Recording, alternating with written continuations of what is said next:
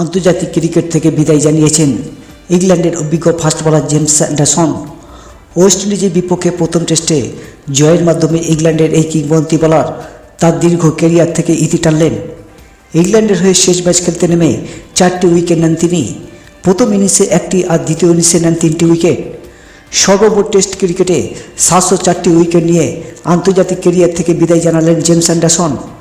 Test ক্রিকেটের ইতিহাসে প্রথম পেস বোলার হিসাবে 700টি বেশি উইকেট শিকার করেন তিনি।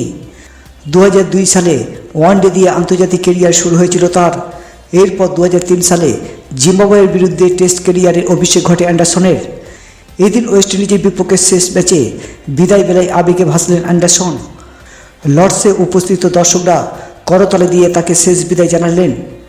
ইংল্যান্ডের হয়ে 188টি টেস্ট ম্যাচ খেলে যেখানে তিনি নেন 704টি উইকেট, আর একদিনের ক্যারিয়ারে 194টি ম্যাচ খেলে 269টি উইকেট পান তিনি।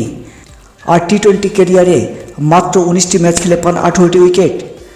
টেস্ট ক্যারিয়ারে অ্যান্ডারসনের চেয়ে বেশি উইকেট আছে দুইজন খেলোয়াড়ের। একজন শ্রীলঙ্কার কিংবদন্তি স্পিনার মুথাইয়া মুরলীধরন, যার উইকেট সংখ্যা 800টি, আর অস্ট্রেলিয়ার তারকা স্পিনার শেন ওয়ার্ন, যার উইকেট সংখ্যা 708টি।